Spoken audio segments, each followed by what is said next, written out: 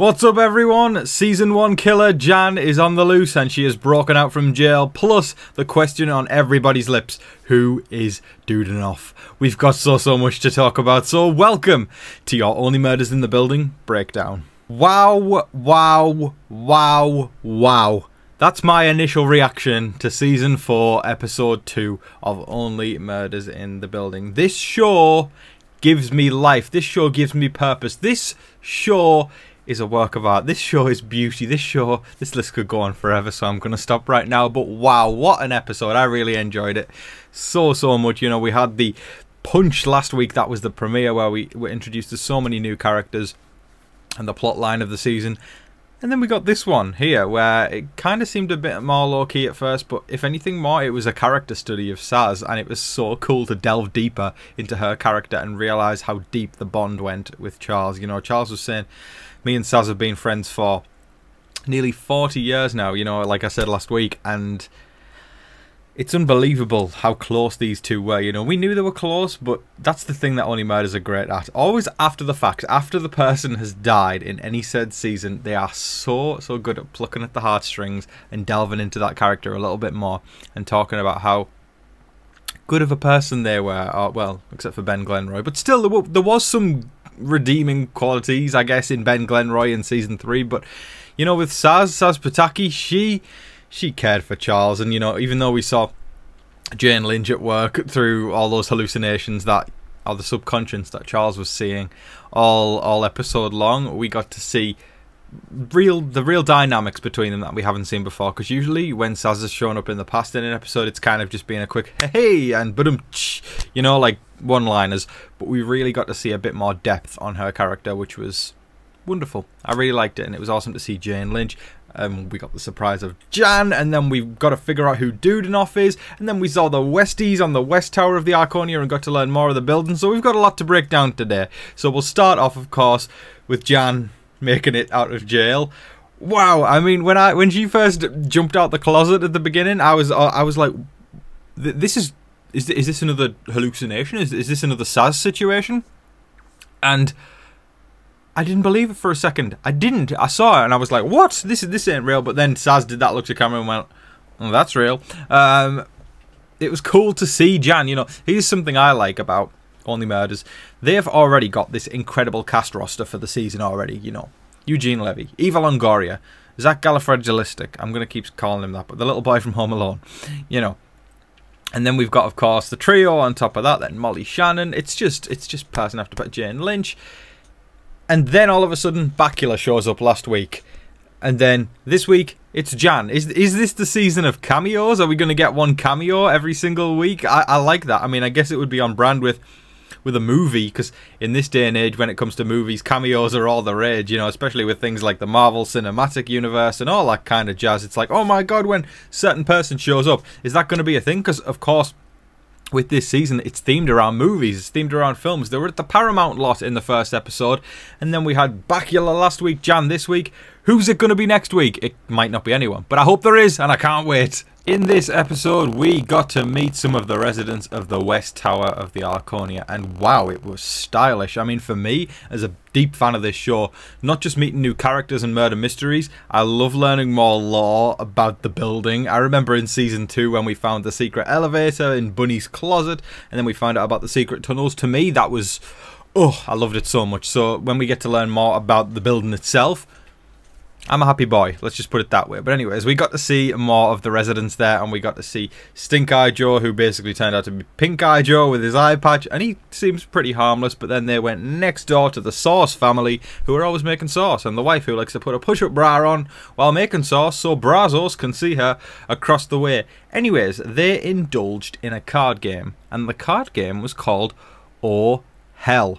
Now, I will point this out because we did find this out later in the episode, but one of my viewers on a video last week, I'm going to give a shout out to right now, DC Doing 3815 said, if you flip the sticky note that has the numbers 773440 upside down, it spells oh hell. Well done, you get a car, you get a medal, you get all the prizes, because they nailed it last week, and we found out in today's episode that's exactly what it was. Oliver dropped the note on the floor, turned it upside down, and it said oh hell. So Saz obviously has been inspecting some stuff across the way in the West Tower, because of course there is the room where the door doesn't even open very well, or and the windows are always shut. So what's going on there? Because they believe the guy named, or the guy or gal, whoever it is, named Dudenoff. Another note that was on Saz's desk is the person who was in there. Mabel and Oliver went in there to investigate, and they found a little bit of tinsel near the window. And then obviously that's going to point towards Kumail's character, the Christmas guy, who I'm sure we'll meet in the next episode or so.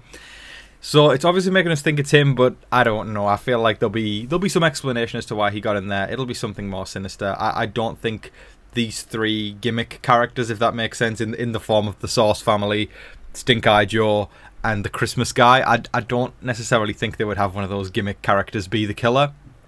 But I think there'll be a reason for why he was in there, or why Tinsel got in there. But they did find a footprint on the window and cracked paint where the window had been pried open. So the killer obviously had been in the Dudenoff room. Not to mention the little piggy. Oh my... The piggy was so cute. The piggy in the bathtub. That made me really, really sad. And also something sinister's going on that side of the tower. Because there was ham in the bathroom next door and a live pig in the one next to it. I don't like that. I don't know what's going on there. Listen, I ain't no vegetarian. I ain't no vegan. But I don't like that. And I'm pointing over there right now as if the perpetrator is over there. I do not like that. Save the pig. Anyway, the pig got to make a run for it, which... I'm glad there wasn't another murder this season for the pig. Thank you, Only Murders writers. But we obviously know that the killer was in the Dudenoff room. If anybody has any clue who this Dudenoff could be, please favour us in the comments section, because if anybody's got any clues or has figured anything out yet, that's going to lead us towards the killer. Now, I did want to create this little segment here because I do have to say this season feels darker than the previous three. I don't know if anybody else agrees with me, but it just feels more sinister and like there's something really kind of scary going on. I don't know what it is, and it's inexplicable, but it feels deeper and darker than the previous murders have been, the previous mysteries have been in the past seasons. I kind of like it. Not to go all psychopath on y'all, but I kind of love it. It really is dark, and it feels refreshing, and it feels new. And for me, even though I loved Death Rattle Dazzle last year in Season 3, it's cool to have focus back on the Arconia. I like that a lot. Finding more about the building, finding more about the residents, all the secrets of the building. That to me is what drew me in the first place in Season 1 and Season 2. So back now that we're in Season 4 and we're learning more about the people who live in the West Tower, you know, who knew we'd gone 3 seasons without knowing even half of the building yet? I mean, to me, that's so much untapped potential. It's like drilling for oil. What happens when we get to Season 5, 6, you know, if we make it that far? What are we going to find out? Because this is crazy and I love it, you know, and we only just tapped the reserves today, you know, with Season 4 Episode 2.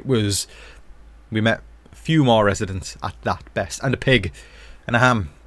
Shouldn't have put those in the same sentence, but there's more, basically. There's more to learn, and I kind of love it. What are going to be the secrets? But it seems like the people on the Westies, as we're calling them, it reminds me of the Tailies from Lost, but the Westies, you know, it makes me think of when they talk, it seems like they've got lots of secrets and lots of, you know, I guess if we're going meta for a second, some lore in the building that we don't know about yet as viewers. And it feels like with this Oh Hell game and with this Dudenoff guy, and obviously Saz wrote Tap In with her with the blood. So dark. She wrote Tap In when she was dying on the floor, and we discovered that Tap In obviously meant it was time for Saz to cover for Charles when doing Brazos, you know, when she was the stunt woman. Time to cover for Charles. She basically revealed with that Tap In on the floor that she was covering for Charles when Charles died, and then the big reveal at the end of the episode was, we're not investigating Saz's murder anymore, we're investigating Charles's. Wow. So it's basically going back to square one and trying to figure out who would want to kill Charles. Now, of course, we could get real trivial here and look at the guy across the way in the Sauce family, because obviously the wife with the push-up bra and the sauce, she wants to bang Brazos as the hall pass, and the husband didn't seem too pleased about that. Would he kill over that? I don't think so. It would be a little cheesy, a little bit silly for a murder mystery like this, especially one that has seemed this dark so far. I don't think that's the case. Stink Eye Joe, Nah, let's be honest. I don't. This is going to sound mean, but, you know, with this pink eye, maybe his shot might actually not be the greatest in the world. I think he might have veered off and accidentally, I don't know, shot into Uma's place or Oliver's place. I would say Mabel's place, but she doesn't have a place at the moment. But anyways, sorry, Mabel. Yeah, Stink Eye Joe and the Sauce family, I don't think it's them at the moment. Christmas guy, yeah, there was tinsel there, but I think there'll be an explanation. And who's in Dudenoff's room? It wasn't the pig. The pig didn't take the shot. And I'm not talking about the police. But I have no clue who Dudenoff is. But I'm sure as the season goes on, we can start to piece all these little things together and get all the clues and then actually get the twist, or whether it's two killers again, or whether, you know, Dudenoff's a synonym for something, or there's so much to be questioned and I can't wait to find it out. But if anybody has any clues, let me know in the comment section below. That is all of your Only Murders in the Building breakdown for today. I thoroughly hope you all enjoyed it. We are back obviously with a bang with episode 2. It was great. I have loved every single second of this season so far, and I'm more invested than season 3. Like, I loved season 3 and I did say that before, but season 4 seems darker, it seems grittier, and I'm gripped, and I'm glued to the screen looking for little Easter eggs or little moments that we can kind of go, oh, it was this person, or oh, why is that there, or you'll get the point. But anyways, I'm loving this season and I hope you all are too. Please let me know any of your theories in the comment section below, because like I just explained earlier in the video, somebody figured out that oh hell thing on the post-it note last week. So let's see if we can figure out something this week to go for next week. So well done again, DC Doing, for coming up with that one. Fantastic. Great work. But anyways, thank you so much for watching, everybody. I hope that you all have a great week. Stay subscribed to the channel for more Only Murders in the Building breakdowns. So they'll be coming more in the week. And I think we might do a deep dive onto who's Dudenoff. So watch this space. But anyways, thank you so much for watching, everybody. Don't forget to like, share, comment, subscribe, do all of that wonderful stuff. But until your next Only Murders in the Building breakdown, I've been your host, Tom Vasey. Good night.